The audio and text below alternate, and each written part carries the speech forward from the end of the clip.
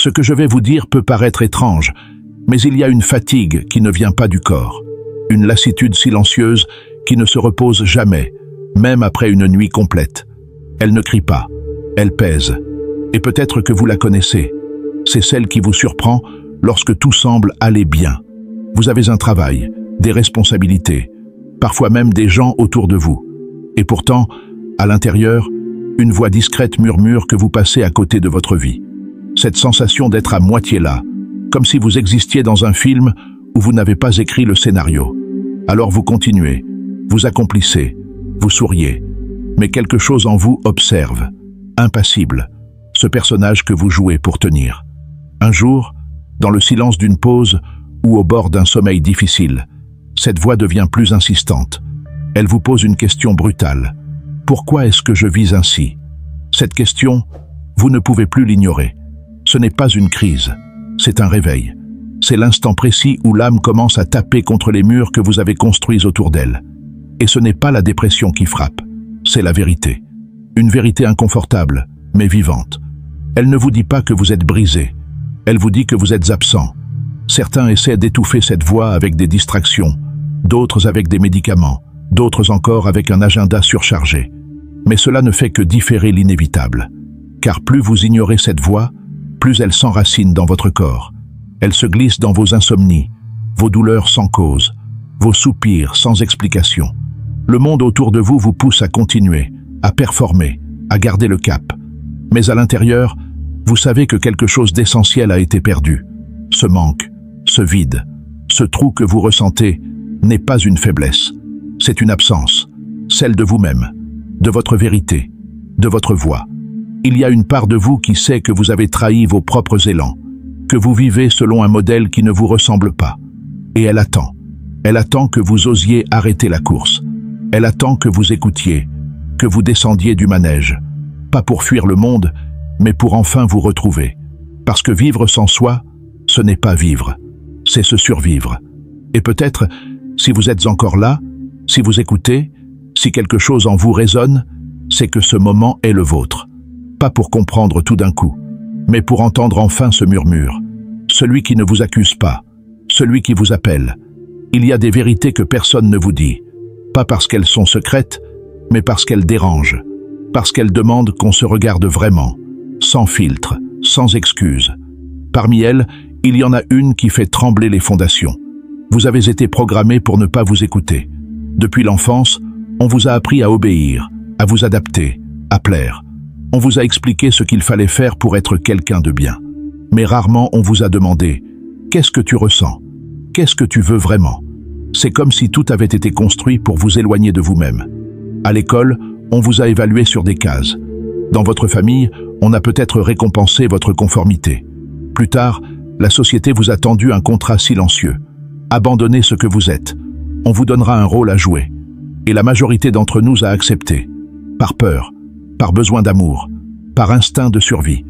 Mais ce rôle, aussi flatteur soit-il parfois, devient une prison dès lors que l'on s'éloigne trop longtemps de ce que l'on est. Un homme m'a raconté un jour qu'il avait tout pour être heureux. Un bon salaire, une belle maison, une famille stable. Et pourtant, chaque matin, il se réveillait avec la gorge serrée. Il ne comprenait pas pourquoi. Jusqu'au jour où son fils lui a demandé « Papa, tu voulais faire quoi comme métier, toi, quand t'étais petit ?» Il est resté silencieux, parce qu'il ne savait plus. Il avait tellement joué le jeu qu'il avait oublié le rêve. Ce jour-là, il a pleuré. Non pas parce qu'il avait tout raté, mais parce qu'il s'est vu dans les yeux de son enfant comme un homme qui s'était abandonné. La vérité, c'est que votre douleur est peut-être une conséquence directe de cette déconnexion. Pas d'un problème médical, pas d'un déséquilibre chimique, mais d'un éloignement profond entre la vie que vous menez et la personne que vous auriez dû devenir. Et le monde moderne, avec ses solutions rapides, ses distractions infinies, ses injonctions à aller bien, ne vous laissera jamais le temps d'écouter cette fracture. Parce que si vous vous arrêtez, vous remettez tout en question. Et ça, c'est ce qu'il redoute le plus. Mais parfois, il suffit d'un instant, une phrase, un silence, une rencontre, quelque chose qui vous secoue suffisamment pour faire tomber les murs. Et dans cet espace nu, brut, sans décoration, vous sentez une chose. Il est encore temps. Temps de revenir à vous. Temps de réapprendre ce que veut dire vivre. Pas pour plaire, pas pour réussir, juste pour exister pleinement, avec tout ce que cela implique. Il existe un piège si bien dissimulé que beaucoup y tombent sans même s'en rendre compte, celui de la normalité. Vous vous levez, vous travaillez, vous répondez aux messages, vous payez les factures, vous suivez le rythme. Et tout le monde semble faire pareil. Alors vous supposez que c'est normal. Mais au fond, quelque chose sonne faux. Parce que derrière cette routine réglée comme une horloge, il y a un silence qui hurle. Un silence que personne n'ose vraiment nommer. Cette normalité vous tue à petit feu. On vous a convaincu que le bonheur résidait dans la stabilité. Que tant que vous aviez un toit, un emploi, un agenda bien rempli, vous n'aviez pas le droit de vous plaindre. Et pourtant, vous vous réveillez parfois avec une lourdeur inexplicable. Vous regardez votre reflet dans la glace et vous ne reconnaissez plus la personne en face. Elle sourit, elle se prépare, elle avance. Mais ses yeux racontent une autre histoire, celle d'un être qui marche en pilotage automatique, qui répète une existence qu'il n'a jamais choisie. Vous n'êtes pas seul. Des milliers de gens vivent cette même fiction. Ils cochent toutes les cases du succès social, mais leur cœur reste vide. Ils rient sans joie, dorment sans repos, respirent sans présence. Et tout cela passe inaperçu, parce que l'apparence tient debout, parce que tant que vous fonctionnez, on ne vous pose pas de questions. Mais la vérité, c'est que la société préfère que vous soyez efficace plutôt qu'éveillé. Un esprit endormi est plus facile à gérer. Il consomme, il suit les règles, il ne pose pas de problème. Il faut du courage pour admettre que cette vie acceptable ne vous satisfait pas, que les routines rassurantes deviennent parfois des prisons dorées, que les conversations superficielles ne nourrissent rien en vous. Ce n'est pas un caprice, ce n'est pas de l'ingratitude, c'est une lucidité rare, celle de reconnaître que vous méritez mieux que de simplement survivre, que vous avez été conçu pour créer, aimer, rêver, tomber et vous relever, pas pour simplement faire tourner une machine. Un jeune homme m'a confié récemment qu'il avait tout quitté, son poste, sa ville, même ses relations, non pas sur un coup de tête, mais parce qu'il sentait qu'il s'était éloigné de lui-même au point de ne plus savoir ce qu'il aimait. Il a choisi l'incertitude plutôt que l'oubli de soi. Il a choisi de recommencer à zéro, avec rien d'autre que sa vérité. Et pour la première fois depuis des années, il dort en paix. La question n'est pas de tout abandonner. Elle est plus intime, plus radicale. Êtes-vous encore là, dans votre propre vie? Ou êtes-vous devenu un figurant dans un scénario qui ne vous appartient pas? Parfois, la douleur ne vient pas de ce que vous vivez, mais de ce que vous retenez, ce que vous n'exprimez pas, ce que vous étouffez chaque jour au nom du calme, du confort, de la normalité. Et cette retenue, imperceptible au début, s'infiltre dans chaque parcelle de votre existence. Elle colore vos relations d'un malaise diffus, transforme vos passions en obligations, fait taire votre spontanéité. À force, vous ne réprimez plus seulement vos émotions, vous vous réprimez vous-même. Et c'est là que commence la fracture. Il n'est pas rare de croiser des personnes à l'apparence calme, posées, presque exemplaires. Mais si vous écoutez entre les silences, si vous observez dans les pauses, vous percevez un frisson, une tension, quelque chose de non dit, de non vécu. Ils ont tout ce qu'il faut, mais leur regard cherche ailleurs. Ce qu'ils fuient, ce n'est pas un problème extérieur, c'est un feu intérieur, un tumulte qu'ils ne savent pas nommer. Parce que personne ne leur a appris que l'on peut se perdre en voulant trop bien se tenir. Carl Jung parlait de l'ombre, pas celle qui fait peur, mais celle que vous portez en vous, que vous cachez même à votre propre conscience. Elle contient tout ce que vous avez renié, vos colères, vos désirs interdits, vos élans que l'on a jugés trop bruyants, trop étranges, trop différents. Et tant que vous refusez de la voir, elle vous dirige, à votre insu, dans vos choix, dans vos réactions, dans vos regrets. Une femme m'a un jour confié qu'elle se mettait à pleurer sans raison chaque fois qu'elle restait seule plus d'une heure. Elle disait ne pas comprendre. « Ma vie est belle », répétait-elle. Mais à force de creuser, elle a découvert qu'elle avait étouffé toute sa révolte depuis l'adolescence, pour être la fille parfaite, la compagne idéale, la collègue exemplaire. Elle n'avait jamais crié, jamais claqué de porte, jamais dit non. Et son corps, à force de contenir, avait commencé à crier à sa place.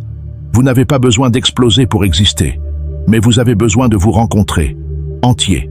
Pas seulement les parties qui plaisent, qui rassurent, qui obtiennent l'approbation. Vous avez besoin d'entrer dans ce territoire sauvage et dérangeant de vous-même celui que vous avez enfermé sous des couches de contrôle. C'est là que réside votre vitalité, là que l'authenticité naît, là que la paix s'installe, non pas parce que tout va bien, mais parce que vous arrêtez enfin de vous fuir. Et si vous commencez à regarder vers l'intérieur, à accueillir ce que vous avez tant repoussé, alors une nouvelle énergie vous traverse. Ce n'est pas un soulagement passager, c'est une reconnexion, une sensation brute, vibrante, indomptable, celle d'être vivant. Pas parfait, mais vivant. Il y a quelque chose de profondément bouleversant dans le fait de se rendre compte qu'on a passé des années à vivre à côté de soi. Non pas par paresse, ni même par ignorance, mais parce qu'on nous a appris que l'essentiel était ailleurs, qu'il fallait se conformer pour mériter l'amour, s'effacer pour obtenir la paix, se trahir pour faire plaisir. Et dans ce marché silencieux avec la vie, on a cédé notre voix, lentement, sans bruit, jusqu'à ce que le silence devienne normal, jusqu'à ce que l'absence devienne familière. Mais parfois, tout bascule.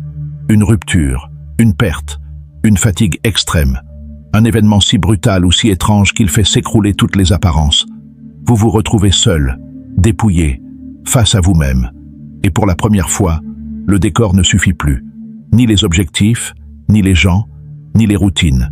Vous êtes là, devant le miroir, et vous voyez un inconnu. Une personne que vous avez construite pour survivre, mais qui ne sait pas comment vivre. C'est un moment de vertige.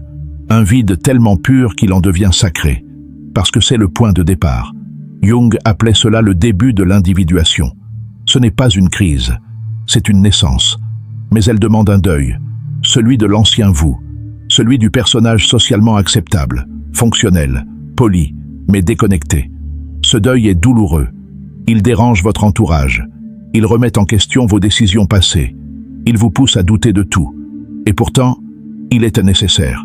Parce que vous ne pouvez pas redevenir entier sans laisser mourir ce que vous n'avez jamais été. Un jour, un homme m'a dit que sa vie avait commencé le jour où il a osé ne plus avoir de réponse. Il avait tout planifié. Il savait quoi faire, où aller, avec qui vivre. Mais il avait oublié pourquoi. Et le jour où il a accepté de ne plus savoir, il a découvert une chose qu'il n'avait jamais connue. L'intuition. Cette boussole intérieure qu'on n'écoute jamais parce qu'elle ne parle pas fort, mais qui sait exactement où aller quand vous êtes prêt à l'écouter. Il m'a dit « Je ne suis pas devenu quelqu'un d'autre. J'ai juste arrêté d'être ce que je n'étais pas. » C'est peut-être ça, le vrai courage. Pas de changer de vie, mais de se retrouver. Pas de tout recommencer, mais de se réconcilier avec ce qui a toujours été là, juste sous la surface. L'âme ne demande pas que vous brilliez. Elle demande que vous soyez vrai. Et dans un monde qui vous pousse à paraître, c'est peut-être l'acte le plus radical qui soit. Revenir à soi, non pas pour fuir le monde, mais pour enfin y entrer entier. Vous avez sans doute entendu cette phrase « Écoute ton cœur ». Elle sonne bien, presque trop bien. Mais avez-vous réellement déjà su comment l'écouter? Ce cœur dont on parle si souvent n'est pas seulement le siège des émotions, c'est aussi un centre de vérité, un organe de perception de ce qui est juste pour vous, pas pour les autres, pas pour la société, juste pour vous. Le problème, c'est qu'on vous a souvent appris à vous méfier de lui, à préférer la raison, à obéir à la logique, aux chiffres, aux plans, aux horaires. Et petit à petit, vous avez commencé à douter de cette voix intérieure, au point de ne plus l'entendre du tout. L'inconscient, tel que Jung le voyait, est justement cette vaste réserve de ce que vous n'avez jamais exprimé, jamais écouté, jamais vécu pleinement. Il n'est pas votre ennemi. Il ne vous sabote pas. Il tente simplement, encore et encore, de vous réveiller. À travers des rêves récurrents, des accidents étranges, des émotions soudaines, il essaie de vous ramener là où vous vous êtes perdu. Et plus vous l'ignorez, plus il crie. Mais ces cris sont déguisés. Fatigue chronique, crise d'angoisse, comportements impulsifs, sabotage répétitif. Un jeune homme m'a raconté qu'il faisait toujours les mêmes erreurs en amour, toujours les mêmes partenaires, toujours les mêmes ruptures, jusqu'au jour où il a commencé une thérapie. Et là, il a compris que ce n'était pas la malchance. C'était un schéma, un message. L'inconscient tentait de lui faire revivre encore et encore une blessure qu'il refusait de voir, celle d'avoir été invisible dans son enfance. Tant qu'il ne la reconnaissait pas, il restait condamné à la répéter. Il n'était pas libre. Il était conditionné par ce qu'il ne connaissait pas de lui-même. C'est ça, l'ironie profonde de notre vie. Ce que vous ne regardez pas vous dirige. Ce que vous évitez devient votre boussole. Et tant que vous n'explorez pas ce territoire intérieur, tant que vous restez à la surface de vous-même, vous ne pouvez pas créer une vie qui vous ressemble. Vous créez à partir de blessures, de peurs, de mécanismes de défense. Et vous finissez par croire que c'est votre nature. Mais ce n'est qu'un masque. Regarder à l'intérieur, ce n'est pas un luxe de privilégié. C'est une urgence humaine. Parce que sans cette reconnexion à ce que vous avez refoulé, oublié ou rejeté, vous passerez votre vie à tourner en rond. Le même décor, les mêmes scénarios, les mêmes regrets. Il ne suffit pas de changer l'extérieur. Vous devez plonger là où tout commence, en vous. Et quand vous le ferez, vous verrez que l'inconscient n'est pas un abîme obscur. C'est une carte vers votre vérité. Et cette vérité, elle ne se trouve pas dans les réponses des autres. Elle dort en vous, depuis toujours. Il y a des vérités qui ne peuvent être comprises que lorsqu'on les ressent. Et l'une des plus puissantes, c'est celle-ci. Votre peur n'est pas votre faiblesse. Elle est votre frontière. Elle marque le point précis où la version de vous que vous connaissez s'arrête et où commence celle que vous n'avez pas encore osé devenir. La plupart des gens ne franchissent jamais cette frontière, non parce qu'ils n'en sont pas capables, mais parce qu'ils ont appris à confondre confort et sécurité. Mais ce confort est souvent un piège. Il endort votre curiosité. Il vous caresse doucement pendant qu'il éteint vos désirs les plus profonds. Et au fil du temps, il vous fait croire que c'est normal d'avoir peur de changer. Normal de rester là où vous êtes, même si l'ennui vous ronge. Vous vous racontez que ce n'est pas le moment, que vous n'avez pas les moyens, que ce n'est pas raisonnable. Mais la vérité, c'est que votre âme ne se satisfait pas de raisonnable. Elle réclame du vrai. Un homme m'a raconté qu'il avait passé 15 ans dans la même entreprise, grimpé tous les échelons, respecté toutes les règles. Mais chaque soir, il rentrait chez lui avec une boule dans le ventre. Il disait « J'ai réussi, mais j'ai l'impression de ne rien avoir construit. » Ce qu'il avait bâti était solide, mais vide. Et ce vide, il n'a pas disparu avec une promotion. Il a grandi, jusqu'au jour où il a fait un choix que beaucoup qualifieraient de fou. Il a tout quitté, pas pour fuir, pour retrouver ce qu'il avait abandonné en cours de route, lui-même. Faire face à la peur, ce n'est pas l'éliminer.